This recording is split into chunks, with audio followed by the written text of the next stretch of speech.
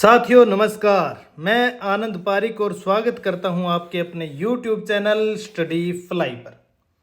हिंदी साहित्य का इतिहास हम पढ़ रहे हैं और इसी कड़ी में आज हम देख रहे हैं क्लास संख्या 51वीं और भक्ति काल का ये 24वां भाग है। सूफी काव्य पढ़ रहे हैं भक्ति काल के अंदर और सूफी कवि व रचनाएं इसमें हम देख रहे हैं। पिछली क्लास 2-3 क्लास में हमने कई सूफी रचनाएं और कवियों के विषय में पढ़ा क्रमबद्ध तरीके से। आज नंबर है जायसी का व्यक्तित्व तो हम आज इस क्लास में देखेंगे, जीवन परिचय देखेंगे।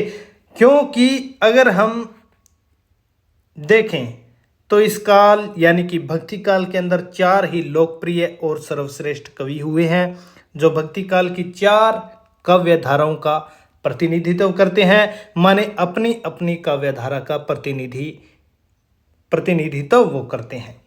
वो कवि हैं जायसी, कबीर, जायसी, सूर और तुलसी। ये 4 कवि भक्ति काल के महानतम कवि जो अपनी अपनी काव्य धाराओं का प्रतिनिधित्व जो है अपने काव्य के माध्यम से करते हैं। जिसमें से कबीर और जायसी निर्गुण के अंदर क्रमशः संत और सूफी काव्य का प्रतिनिधित्व करते हैं और सूर और तुलसी सगुण के अंदर कृष्ण भक्ति और राम भक्ति काव्य का प्रतिनिधित्व करने वाले कवि हैं। तो कबीर को विस्तार से पढ़ा तो जायसी को भी हम उनकी समकक्षता में समकक्ष रखेंगे और विस्तार से पढ़ेंगे। जायसी को जानना महत्वपूर्ण है। तो चलिए विस्तार से जायसी के विषय में देखेंगे। हालांकि यूं तो जायसी पर अनेकों विद्वानों ने बहुत सी पुस्तकें लिखी हैं, लेकिन हम इतना पढ़ेंगे कि जायसी आपके समझ में भी आए और परीक्षा की दृष्टि से महत्वपूर्ण चीज़ें हम देख लेंगे। तो जायसी का परिचय, सबसे पहले जन्म हम देखें जायसी का तो 1492 ईस्वी को हुआ। सभी विद्वान सहमत हैं इस सन पर, 1492 ईस्वी। और जायसी का जीवन वृत्त जो है वो माना जाता है 1492 ईस्वी से लेकर 1542 ईस्वी जो है अनुमानित है इनका जीवन वृत्त यानी कि जीवन काल। और साक्ष्य क्या है जीवन के संबंध में? शुक्ल जी के अनुसार इन्होंने एक किताब लिखी है आखिरी कलाम, छोटी सी पुस्तक है। देखिए आखिरी कलाम, और ये लिखी कब है? बाबर के समय 1528 ईस्वी में, यानी कि 936 हिजरी सन में इन्होंने किताब लिखी। बाबर के समय 1528 ईस्वी में लिखित इनकी किताब आखिरी कलाम में जायसी ने अपने जन्म के संबंध में कुछ लिखा है। क्या लिखा है? देखिए, भा अवतार मोर 9 सदी 30 बरस ऊपर कवि बदी, यानी कि भा अवतार मोर 9 सदी, मेरा जन्म जो हुआ 9वीं सदी। 9वीं सदी से तात्पर्य यहाँ पर हिजरी सन से है। 900 हिजरी सन अगर हम माने, 30 बरस ऊपर कभी बदी, उसके 30 बरस के बाद जो है ये आखिरी कलाम पुस्तक लिखी। तो इस हिसाब से इसका समय जो है वो बैठता है 1528 ईस्वी, ऐसा मानना है आचार्य शुक्ल का। और ये साक्ष्य इन्होंने दिया है आखिरी कलाम में, भा अवतार मोर 9 सदी 30 बरस ऊपर कवि बदी। आगे देखिए जन्म स्थान इनका बहुत ही महत्वपूर्ण जन्म स्थान के विषय में देखें तो जायस नामक स्थान, जिला रायबरेली उत्तर प्रदेश में ये जायस नामक स्थान है। जायस नामक स्थान में रहने के कारण ही ये जायसी कहलाए। साक्ष्य क्या है? जायस नामक इनका स्थान है। इन्होंने खुद देखिए पद्मावत में क्या कहा है, प्रमाण देखिए, जायस नगर धर्म स्थानु तहवा यह कवि किन्ह बखानु।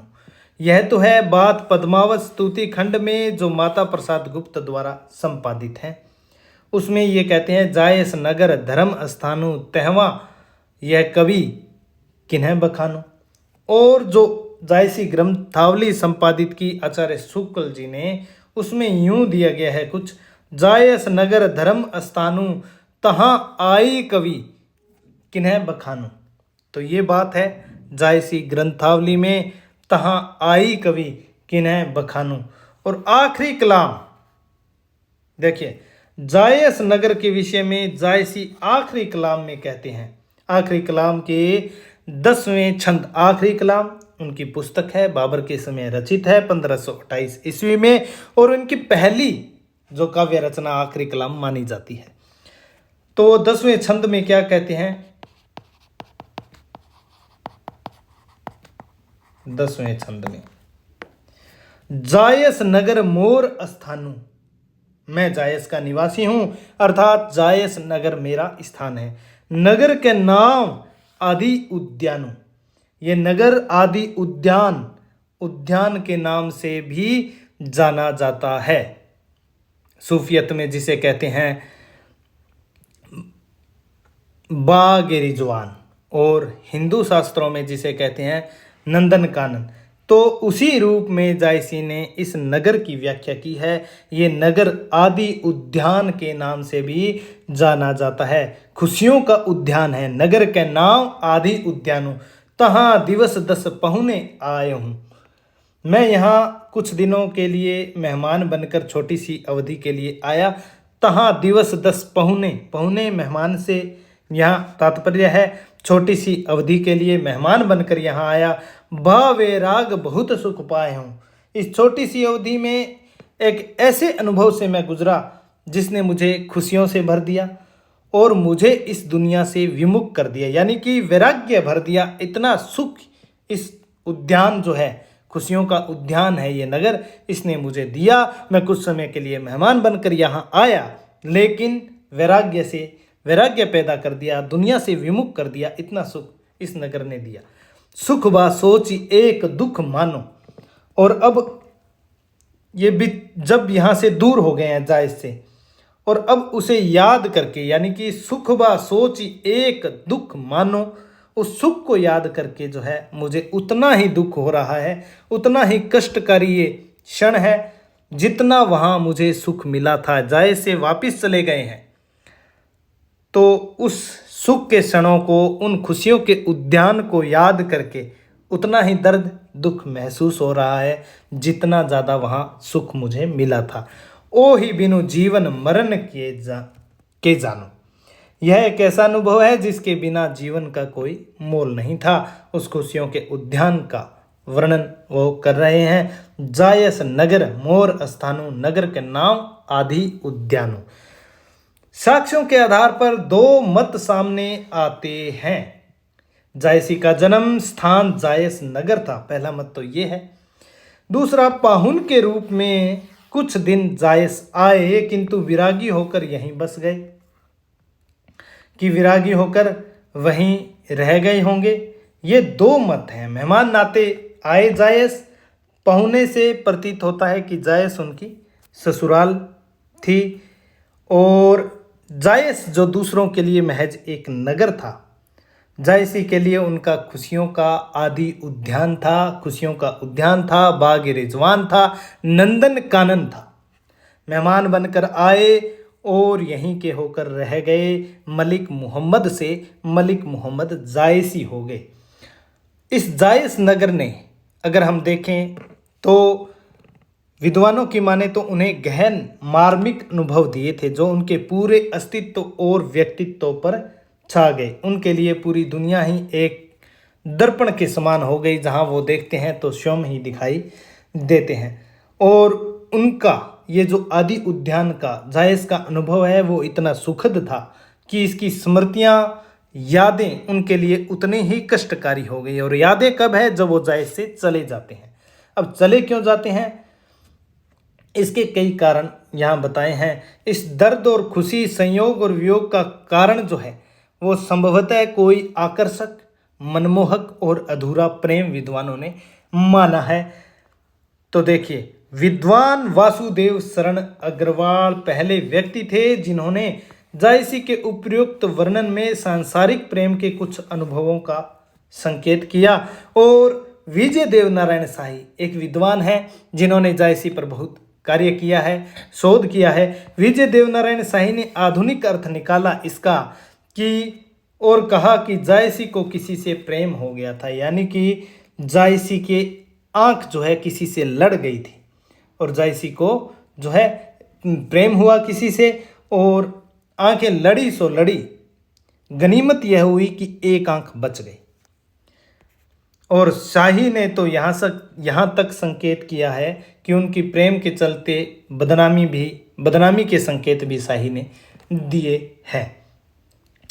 और ये बात कहाँ तक सत्य है, लेकिन आंखें लड़े बिना कोई इतना बड़ा कवि तो क्या छोटा कवि भी नहीं हो सकता है, क्योंकि जो त्रासदपूर्ण प्रेम है किसी प्रेमी अथवा प्रेमिका को वैराग्य की स्थिति में ले जाता है। गहरे प्रेम में अलगाव या जुदाई जब होती है तो जितना गहरा प्रेम है उतनी ही भावात्मक पीड़ा होती है, डॉक्टर पुरुषोत्तम अग्रवाल के अनुसार। और कुछ मामलों में जो यह त्रासदी है, यह अलगाव है, पीड़ित व्यक्ति के आत्म विनाश का कारण भी बन सकता है। और कुछ अन्य लोगों के लिए जो यह अलगाव है, यह पीड़ा है, वो जो है सौंदर्य बोध या आध्यात्मिक अभ्यास के माध्यम से जो है आमूल चूल परिवर्तन का कारण बनती है। प्रेम में धोखा खाया व्यक्ति बहुत बड़ा क्या, आप मानिए कि सबसे बड़ा कवि हो जाए, ये भी संभव है। तो जायसी ने प्रेम में धोखा खाया, पता नहीं, कह नहीं सकते, अनुमान लगाए जा रहे हैं, कयास है। और क्यों खाया, अगर खाया तो क्यों खाया? कई कारण हो सकते हैं, सामाजिक प्राकृतिक कारण हो सकते हैं, प्रेमियों के मध्य गलतफहमियां भी होती हैं, अलगाव का कारण ये भी हो सकते हैं, इस्तेमाल होने के बाद प्रत्यक्ष महसूस करने की वजह भी एक हो सकती है, यूज एंड थ्रो जिसे हम कहते हैं। तो हो सकता है जायसी, किसी ने जो है जायसी सुंदर कविता तो लिखते थे और सराहना प्रशंसा अधिक की हो, और इस सराहना को जायसी गलती से प्रेम समझ बैठे हो और इस तरह की गलतफहमी ने उन्हें कुछ कड़वे अनुभव दिए हों। संभावना और कई संभावनाएं देखिए हो सकती है। जायसी का रूप रंग और दुर्भाग्य के ऊपर भी किसी ने कुछ व्यंग्यात्मक टिप्पणियां कर दी हों, यह भी कारण हो सकता है। तो जायसी का इरादा तो थोड़ी देर जाने का था, एक मेहमान के तौर पर, मेहमान के नाते, लेकिन वे जायस में बस गए और उन्होंने अपने महाकाव्य के कुछ भागों की रचना अपने प्रवास के दौरान ही की, पद्मावत की। और जो अपने आदि उद्यान खुशियों के उद्यान में रहने का अनुभव था, उसी दौरान उन्होंने पद्मावत लिखा। लेकिन फिर क्या हुआ, निराश हो गए वहाँ से और चले गए। लेकिन वापस आए, क्योंकि हम सब, प्रत्येक व्यक्ति अपने जीवन में कम से कम एक बार अपने खुशियों के उद्यान, आदि उद्यान में लौटने की अभिलाषा हमारे मन में भी होती है। सबके जीवन के अतीत में कुछ ऐसा सुखद खुशियों के क्षण होते हैं, खुशियों का उद्यान होता है, जहां वह एक बार जीवन में लौटना चाहता है।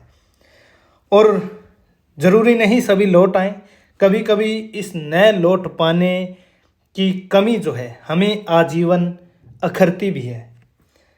तो जायसी भी खैर वापस आए, और वापस आए ऐसे आए अब की बार वो बेहद सजिंदा और गहन चिंतनशील मनोदशा के साथ जो है वापस आए।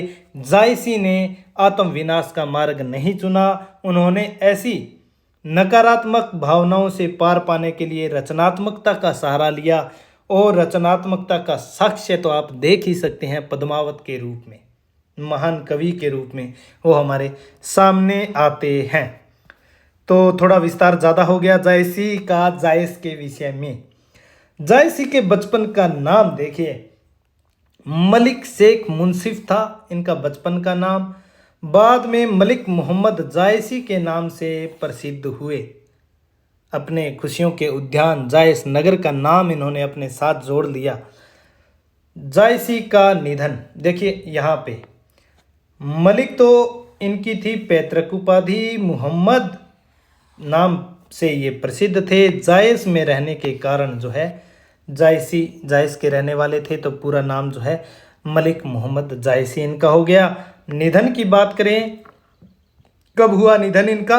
1542 ईस्वी अमेठी में इनका निधन हुआ। जीवन के अंतिम दिनों में ये अमेठी से 2 मील दूर एक जंगल में रहते थे, और जायसी की कब्र जो है अमेठी में ही स्थित है। तो ये इनका निधन काल है 1542 ईस्वी। आगे देखिए गुरु कौन है जायसी के। जायसी के गुरु, जायसी के गुरु कौन है? अच्छा, निधन के विषय में अलग अलग विद्वानों के अलग अलग मत भी हैं। कई विद्वान कहते हैं कि 1542 भी मानते हैं। एक विद्वान है सैयद अली मोहम्मद। कौन विद्वान है? सैयद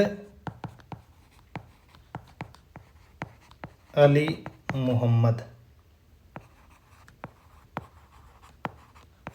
इनके अनुसार इनका निधन हुआ 1592 ईस्वी में।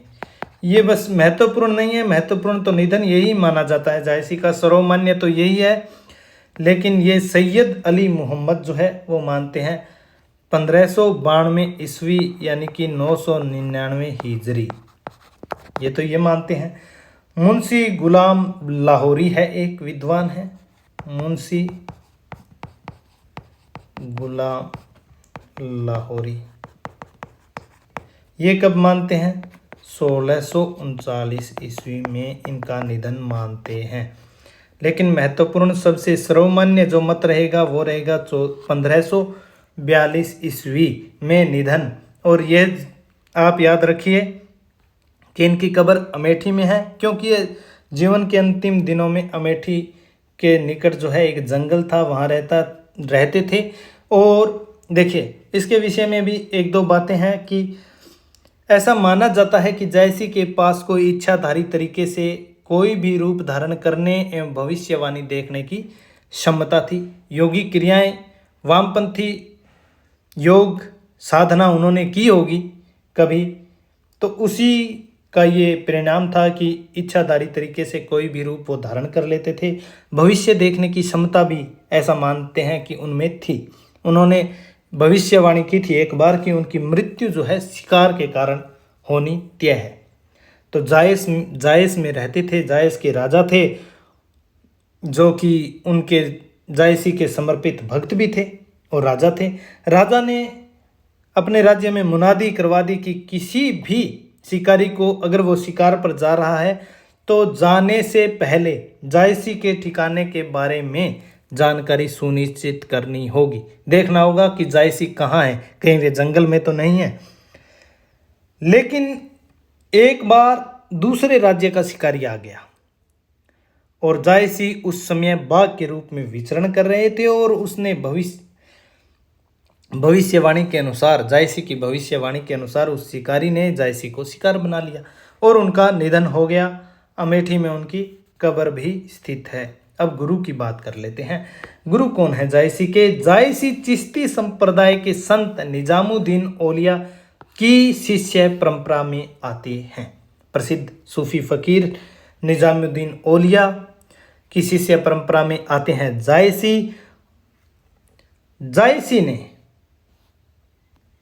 देखिए जायसी ने अपने दो गुरुओं का उल्लेख किया है। सैयद अशरफ पीर प्यारा, साक्ष्य देखिए, सैयद अशरफ पीर प्यारा, जे ही मोही पंथ दिन है उजियारा, गुरु मोहिदी सेवक में सेवा, चले उताइल जे ही कर खेवा। स्तुति खंड पद्मावत में ये पद है और इसमें उन्होंने सैयद अशरफ, ये देखिए पहली पंक्ति, सैयद अशरफ पीर प्यारा, यहाँ उन्होंने माना है गुरु मोहिदी सेवक में सेवा। गुरु मोहिदी यानी कि मुहिउद्दीन को उन्होंने अपना गुरु माना है। आगे देखिए,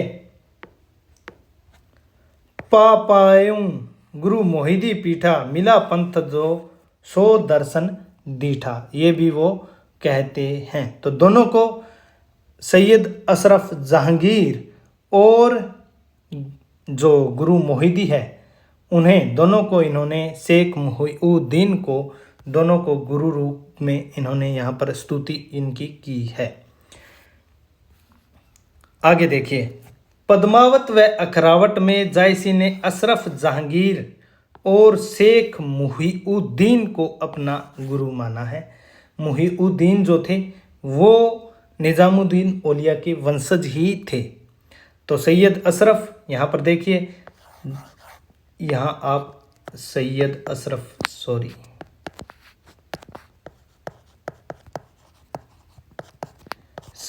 अशरफ जहांगीर और शेख मुहीउद्दीन को अपना गुरु माना है, जबकि आखिरी कलाम में वो अशरफ जहांगीर की जो है वो स्तुति करते हैं। वहाँ उन्होंने अशरफ जहांगीर को अपना गुरु माना है। डॉक्टर ग्रियर्सन और रामचंद्र शुक्ल ने शेख मोहिदी को ही हम शेख मुहीउद्दीन कहेंगे। तो दो गुरु हैं, सैयद अशरफ या सैयद अशरफ जहांगीर पूरा नाम लेंगे, शेख मुहीउद्दीन या शेख मोहिदी। तो ये दो इन्होंने गुरु रूप में इनका जो है इनकी स्तुति जायसी ने की है। डॉक्टर ग्रियर्सन और रामचंद्र शुक्ल ने शेख मुहीउद्दीन को जायसी का गुरु माना है। यहाँ देखिए, शेख मोहिदी यानी कि मुहीउद्दीन निजामुद्दीन औलिया के वंशज थे। तो दो गुरु है, सैयद अशरफ जहांगीर और शेख मुहीउद्दीन, ये दोनों गुरु रूप में इनकी स्तुति मिलती है। अब आगे देखिए, समकालीन शासक कौन है जायसी के समकालीन शासक, एक तो बाबर व दूसरा शेर शाह सूरी। बाबर मुगल बादशाह और अफगान शासक शेर शाह सूरी। जायसी ने अपनी रचना आखिरी कलाम, जो जायसी की पहली रचना है, आखिरी कलाम में मुगल सम्राट बाबर 1526 से 30 ईस्वी तक शासनकाल बाबर का रहा है, का नाम शाहे वक्त के रूप में लिया है। शाहे वक्त के रूप में बाबर को सत्वन किया है, प्रशंसा उन्होंने की है। आगे देखिए, पद्मावत 1540 ईस्वी इसका रचना काल है पद्मावत का। इसमें जायसी ने शाहे वक्त के रूप में शेर शाह को सत्वन किया है, अफगान शासक शेर शाह सूरी को सत्वन किया है। जायसी ने शेर शाह की प्रशंसा यहाँ पर की है पद्मावत में, जबकि आखिरी कलाम में बाबर का जिक्र उन्होंने किया है। यहाँ कहा है, शेर शाह दिल्ली सुल्तानू, चारों खंड तपे जस भानु, ओही छाज राज ओ पाटू, सब राजे भुई धरा ललाटू। यहाँ इस तरह से उन्होंने शेर शाह को सत्वन किया है। और देखिए कुछ चीज़ें, जायसी गाजीपुर और भोजपुर के महाराज जगत देव, जिनका शासनकाल संवत 1584 के भी आश्रित रहे हैं, यानी कि गाजीपुर और भोजपुर के महाराज है जगत देव, उनके भी आश्रित रहे हैं, आश्रय में जायसी रहे हैं। अमेठी नरेश जो है, राम सिंह भी जायसी के शिष्य थे।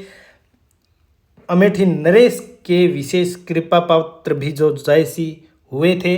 अमेठी में इनकी कब्र है, अमेठी में ही इनका निधन हुआ। अमेठी घराने में इनका बड़ा मान था जायसी का। और अमेठी नरेश यहाँ लिख दिया है, राम सिंह भी जायसी के शिष्य थे। तो ये बातें हुई। अब अपनी तुलना जो है जायसी ने अपनी तुलना की है किससे? शुक्राचार्य से की है। शुक्राचार्य से क्यों तुलना की है? एक आंख से काना और विद्वान होने के कारण? पता नहीं, हो सकता है कारण। जायसी ने स्वयं को एक आंख से काना कहा है और उन्हें एक कान से सुनाई भी नहीं पड़ता था। मोहम्मद बाई दिशी तजी, एक सरवन एक आंखी, जब ते दाहिन होई मिला, बोलू पपीहा पाखी। अर्थात अर्थ क्या है? मोहम्मद बाई दिशी तजी, एक सरवन एक आंखी, अर्थात जो है मेरे प्रियतम ने मुझे दाहिनी ओर से देखा और दाहिनी ओर से ही बात की, इसलिए मैंने अपनी बाईं आंख और बाएं कान का परित्याग कर दिया। यहाँ बायां कान है, बाईं आंख से काने थे, बाईं आंख नहीं थी इनके और बायां कान भी नहीं था, सुनाई भी नहीं देता था बाएं कान से। तो इसलिए वो कहते हैं कि मेरी प्रियतम ने मुझे दाहिनी ओर से देखा और बात की।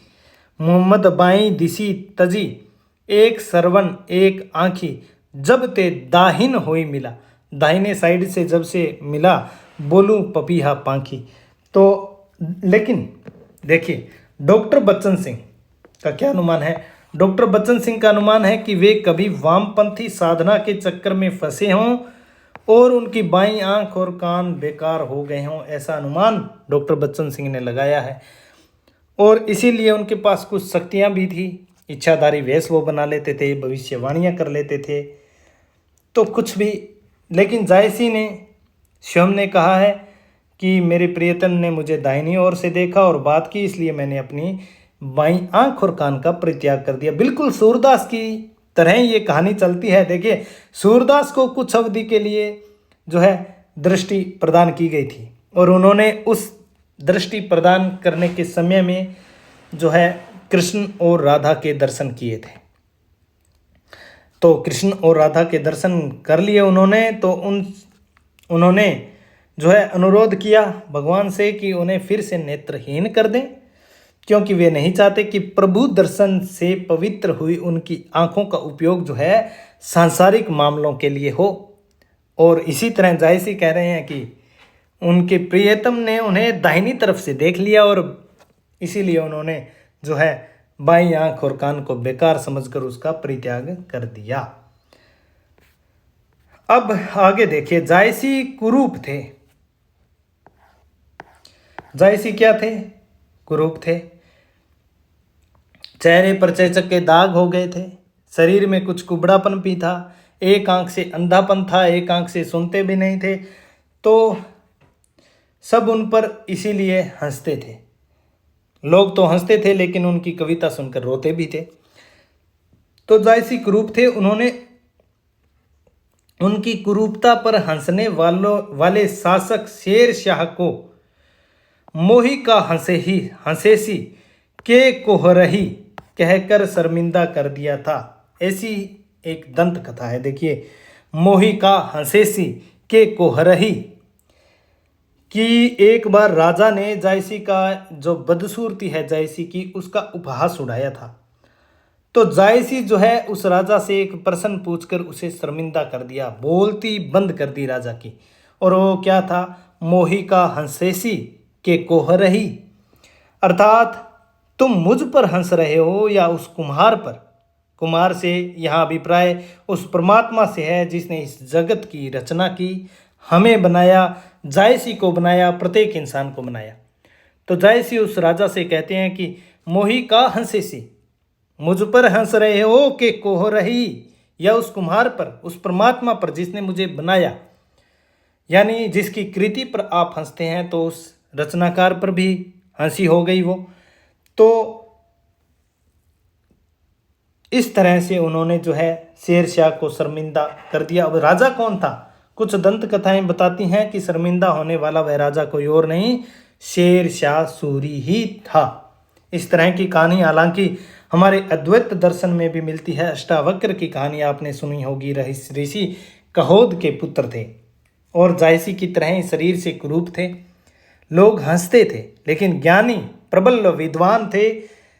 राजा जनक के दरबार में एक ब्राह्मण था जिसके साथ अगर कोई शास्त्रार्थ करता था तो शास्त्रार्थ में हारने के कारण उसे जल में समाधि लेनी पड़ती थी। तो अष्टावक्र के पिता भी शास्त्रार्थ करने, कुछ धन कमाने, कि शास्त्रार्थ में जीत जाऊंगा तो कुछ धन कमाऊंगा, इसीलिए जनक के दरबार में उस जो पंडित था, बंदी नाम शायद उसका था, तो उसके साथ शास्त्रार्थ उन्होंने किया लेकिन हार गए तो जल समाधि ले ली।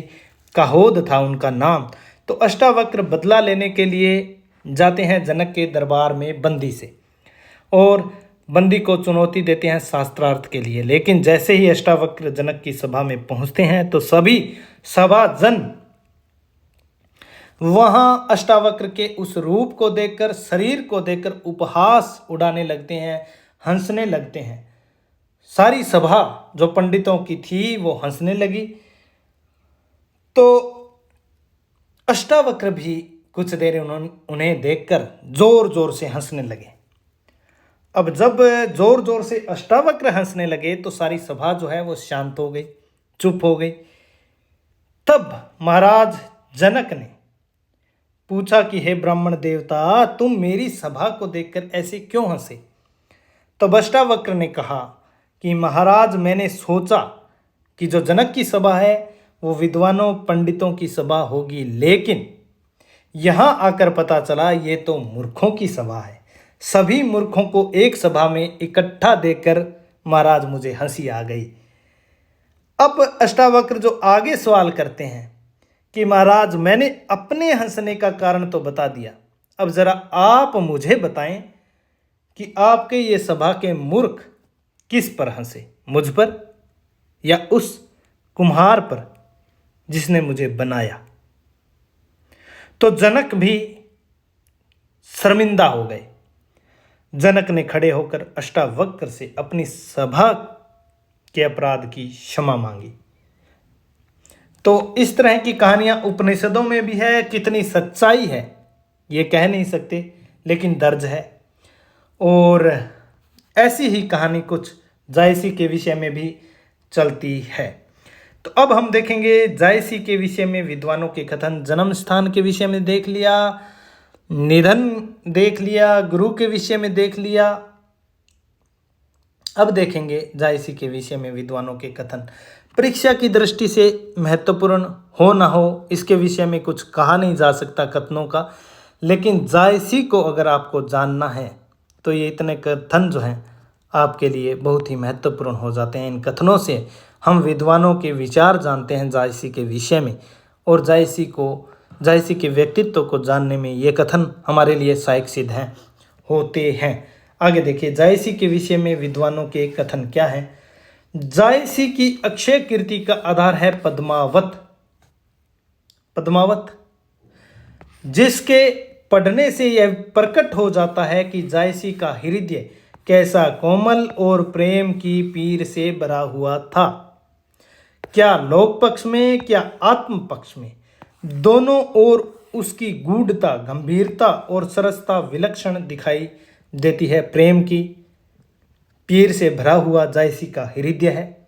क्या लोक पक्ष में लीजिए क्या आत्म पक्ष में लीजिए, दोनों ओर प्रेम की गूढ़ता, गंभीरता और सरसता जो है विलक्षण दिखाई हमें देती है। आचार्य शुक्ल का ये कथन है। और जायसी प्रेम को जो है बैकुंठ, मानुष प्रेम भयउ बैकुंठी, नाहित काह छार भई मुट्ठी, यानी मनुष्य का प्रेम ही स्वर्गीय तत्व है। जायसी ईश्वर के प्रति प्रेम पर जोर नहीं देते और न ही उसे बैकुंठी कहते हैं, लेकिन जायसी जो है मनुष्य के प्रति प्रेम जो है उसे बैकुंठी कहते हैं। यह महत्वपूर्ण कथन हो भी सकता है जायसी का, मैं यहाँ लिख भी देता हूं आपके लिए। देखिए, मानुष, जायसी कहते हैं मानुष प्रेम बेयहु बैकुंठी,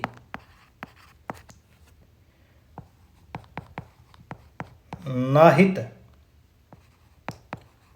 काह छार भई मुंठी। बाकी जगत तो देखिए एक सार राख, मुट्ठी भर राख उन्होंने माना, असत्य माना। तो मनुष्य के प्रति प्रेम जो है उसे कहा बैकुंठ, ना कि ईश्वर के प्रति प्रेम पर वो जोर भी नहीं देते हैं और उसे बैकुंठी भी नहीं कहते हैं। मनुष्य के प्रति प्रेम को ही वो बैकुंठी कहते हैं। मानुष प्रेम भयउ बैकुंठी, महत्वपूर्ण कथन होगा, मोस्ट होगा। इस कथन से याद आई ये पंक्तियां तो मैंने आपको यहाँ लिख दी। भगवान ने इन्हें रूप देने, अगला कथन देखिए, भगवान ने इन्हें रूप देने में बड़ी कंजूसी की थी, किंतु शुद्ध, निर्मल और प्रेम प्रायण हृदय देने में बड़ी उदारता से काम लिया था। हजारी प्रसाद द्विवेदी ने कहा है, उदार थे। रूप देने में तो कंजूसी की भगवान ने, लेकिन शुद्ध, निर्मल और प्रेम प्रायण हृदय देने में बड़ी उदारता से काम लिया। निर्मल हृदय है जायसी का, बहुत उदार हैं, इतने सामाजिक हैं कि कभी अभी अकेले भोजन भी नहीं करते थे। और एक कहानी तो प्रचलित है जायसी के विषय में कि एक समय भोजन का समय हुआ जब जायसी का, तब एक कुष्ठ रोगी उनके वहाँ आ गया और जायसी ने उसे, क्योंकि अकेले कभी भोजन नहीं करते थे, 2-3 व्यक्तियों की तो भोजन के समय व्यवस्था उनके यहाँ रहती थी, अकेले उनके भोजन पचता भी नहीं था। तो कुष्ठ रोगी आ गया और जायसी ने उसे साथ में भोजन करने के लिए आमंत्रित किया। तो कुष्ठ रोगी को बहुत संकोच हो रहा था, लेकिन जायसी कुछ भी सुनने को तैयार नहीं हुए। हुआ यह कि कुष्ठ रोगी के घाव जो होते हैं कुष्ठ रोगियों के, उसमें से थोड़ी सी मवाद उनके भोजन में गिर गई। साथ में खा रहे थे, फिर भी जायसी उस भोजन को खाते रहे। हालांकि कुष्ठ रोगी ने बहुत ही समझाया उस हिस्से को न खाने के लिए, और स्वयं मवाद थोड़ी गिरी थी, भोजन को गिरा भी नहीं, फेंका भी नहीं जा सकता था, लेकिन जायसी बिना संकोच के उस भोजन को खाते रहे कि तभी जो है वो कुष्ठ रोगी गायब हो गया। और जायसी की प्रशंसा में ईश्वरीय आकाशवाणी सुनाई दी, जिसमें ईश्वर ने उदारता, मानवता, प्रेम के कार्य के लिए जायसी की प्रशंसा की, और की ही क्यों ना जाए। इतने उदार, उतने निर्मल, शुद्ध हृदय के जो थे। तो ये हुआ कथन हजारी प्रसाद द्विवेदी का। भगवान ने इन्हें रूप देने में बड़ी कंजूसी की थी, किंतु शुद्ध, निर्मल और प्रेम प्राण हृदय देने में बड़ी उदारता से काम लिया था। अगला कथन देखिए, जायसी बड़े भावुक भगवत भक्त थे और अपने समय में बड़े ही सिद्ध और पहुंचे हुए फकीर माने जाते थे, पर कबीरदास के समान अपना निराला पंथ निकालने का हौसला उन्होंने कभी न किया। कबीरदास के समान अपना निराला पंथ इन्होंने नहीं निकाला। जिस मिल्लत या समाज में उनका जन्म हुआ, उसके प्रति अपने विशेष कर्तव्यों के पालन के साथ साथ वे सामान्य मनुष्य धर्म के सच्चे अनुयायी थे। आचार्य रामचंद्र शुक्ल का कथन है, और कथन है मोस्ट। तो बड़े भावुक भगवत भक्त थे, अपने समय के बड़े ही सिद्ध और पहुंचे हुए फकीर माने जाते थे, पर कबीरदास के समान अपना निराला पंथ निकालने का हौसला उन्होंने कभी न किया। जिस मिल्लत या समाज में उनका जन्म हुआ, उसके प्रति अपने विशेष कर्तव्यों के पालन के साथ साथ वे सामान्य मनुष्य धर्म के सच्चे अनुयायी थे। ये कथन जायसी के विषय में आचार्य शुक्ल का। अब अगला कथन देखिए, जायसी का ज्ञान क्षेत्र अधिक विस्तृत था। इन पर इस्लाम की संस्कृति के साथ साथ हिंदू धर्म की संस्कृति का प्रभाव पूर्ण रूप से पड़ा था। ये कबीर की भांति केवल सत्संगी जीव नहीं थे, केवल सत्संगी नहीं थे, अपितु गंभीर रूप से शास्त्रीय ज्ञान से पूर्ण मनुष्य भी थे। डॉक्टर राम कुमार वर्मा। और जैसा कि हमें पता ही है कि जो मध्यकालीन आख्यान काव्य है, सूफी काव्य है, उनमें कवि ने उन काव्यों में अब कवि जो है अपने शास्त्रों के ज्ञान का प्रदर्शन करते हैं, किया है। यह परंपरा जो है जायसी के पद्मावत में चरम पर पहुंच गई है। जायसी को क्या क्या ज्ञान है? जायसी को भारतीय दर्शन का ज्ञान है, ज्योतिष का ज्ञान है, कामशास्त्र का ज्ञान है, पाकशास्त्र, बागवानी, शस्त्र विद्या आदि में जो है परंपरागत ज्ञान को उन्होंने जो है अपने ग्रंथ पद्मावत में समेटा है, और इतना ज्ञान भर दिया है, गुम्फित किया है कि जो है काव्य का अनावश्यक विस्तार बढ़ गया है। और अरुचिकर जो है इतिवृत्तात्मकता तो ज़्यादा ज्ञान देने से आ ही जाती है, तो वह दोष भी उनके काव्य में आया है। लेकिन कहने का तात्पर्य यह है कि केवल सत्संगी जीव नहीं थे कबीर की भांति, अपितु गंभीर रूप से शास्त्रीय ज्ञान से पूर्ण थे। किताबी ज्ञान भी उन्हें था, सभी चीज़ों का ज्ञान था, जैसा कि पहले मैंने बताया। आगे देखिए, कुतुब्बन, जायसी आदि इन प्रेम कहानी के कवियों ने, यानी कि सूफी कवियों ने प्रेम का शुद्ध मार्ग दिखाते हुए उन सामान्य जीवन दशाओं को सामने रखा जिनका मनुष्य मात्र के हृदय पर एक सा प्रभाव दिखाई पड़ता है। हिंदू हृदय और मुसलमान हृदय आमने सामने करके अजनबीपन मिटाने वालों में इन्हीं का नाम लेना पड़ेगा। सूफी कवियों के विषय में मान लीजिए, जायसी प्रतिनिधि है तो जायसी के विषय में मान लीजिए, तो हिंदू हृदय और मुसलमान हृदय आमने सामने करके जो अजनबीपन मिटाया, उनमें इन्हीं का नाम आता है, सूफी कवियों का, कुतुब्बन, जायसी मुख्य रूप से। तो आचार्य रामचंद्र शुक्ल का ये कथन है, यह भी मोस्ट होगा। अगला कथन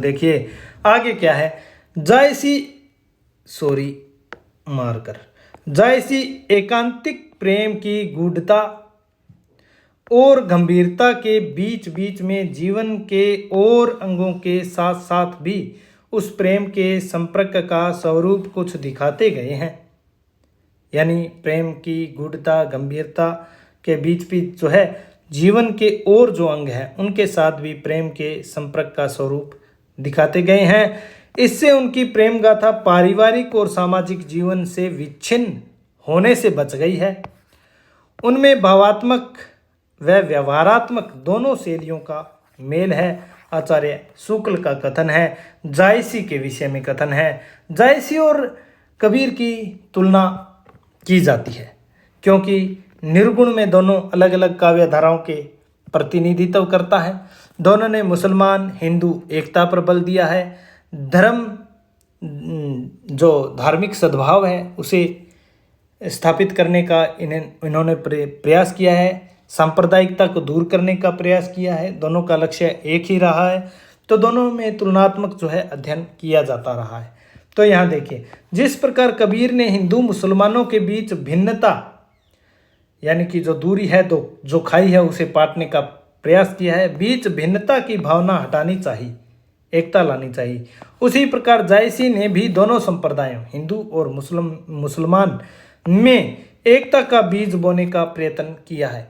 तो जिस प्रकार कबीर ने हिंदू मुसलमानों के बीच भिन्नता की भावना हटानी चाहिए, उसी प्रकार जायसी ने भी दोनों संप्रदायों में एकता के जो बीज है उसे बोने का प्रयत्न किया। ये संसार के प्रत्येक कार्य में एक परोक्ष सत्ता का अनुभव करते हैं और उसी को प्रधान मानकर ईश्वर की महानता का प्रचार करते हैं। संसार एक ही ईश्वर के द्वारा एक ही परोक्ष सत्ता अन अल हक का उद्घोष करते हुए ईश्वर की महानता का प्रचार करते हैं। ये कथन है डॉक्टर राम कुमार वर्मा का। यहाँ से हम कबीर और जायसी की तुलना भी देख लेते हैं।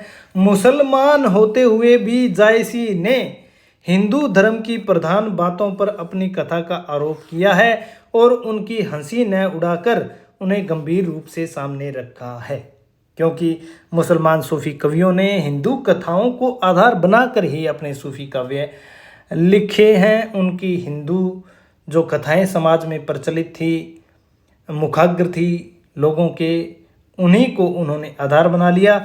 यह काव्य कला का उत्कृष्ट नमूना है। भाषा और भाव सरल होते हुए भी सच्ची कविता का नमूना हिंदी साहित्य के सामने प्रस्तुत है। डॉक्टर राम कुमार वर्मा जायसी और उनके पद्मावत के विषय में कहते। आगे चलिए। हिंदू हृदय और मुसलमान हृदय आमने सामने करके अजनबीपन मिटाने वालों में इन्हीं का नाम लेना पड़ेगा।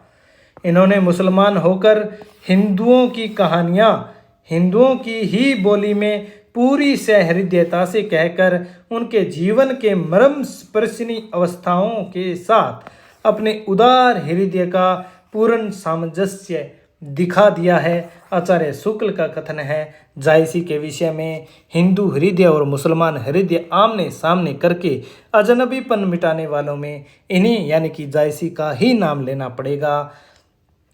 तो आगे चलिए।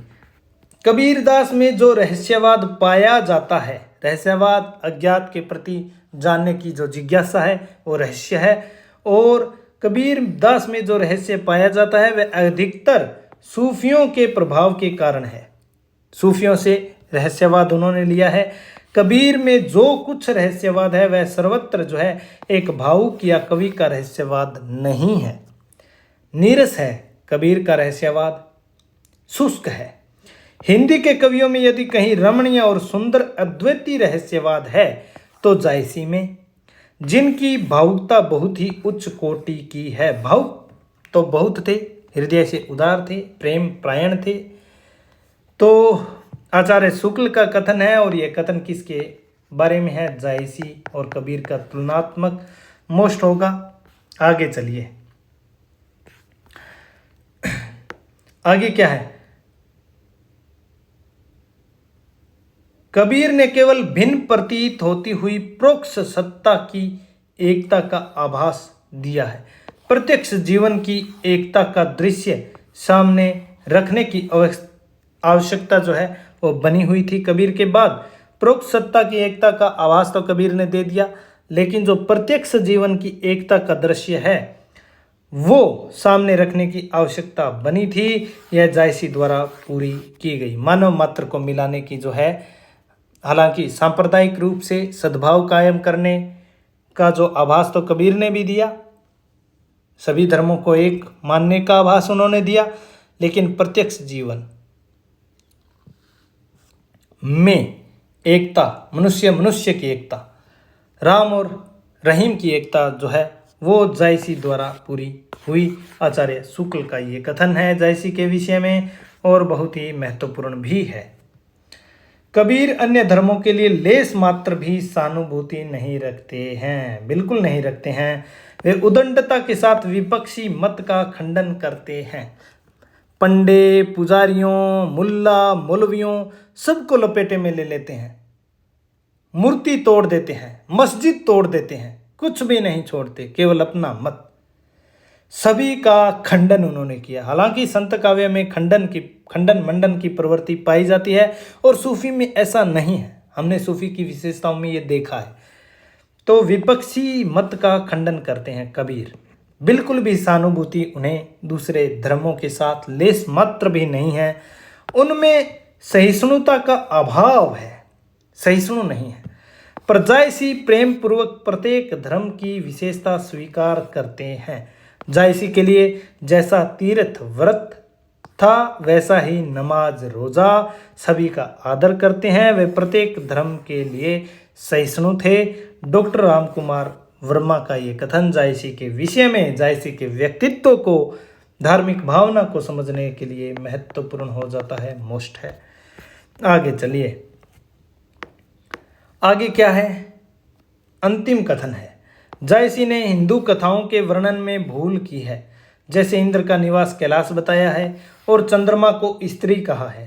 हालांकि चंदा जो है पुरुष है, मामा है चंदा तो, और इंद्र का निवास कैलाश ना होकर शंकर का निवास कैलाश है। लेकिन जायसी ने इंद्र का निवास कैलाश बता दिया है, चंद्रमा को स्त्री कह दिया। तथापि इनको हिंदू धर्म का ज्ञान बहुत अच्छा था, बहुत अच्छा ज्ञान था।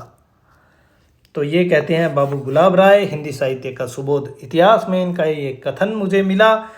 तो इसी के साथ आज की ये क्लास जो है हम यहीं पर समाप्त करते हैं। उम्मीद करता हूँ जायसी आपको जो है समझ में आए होंगे, और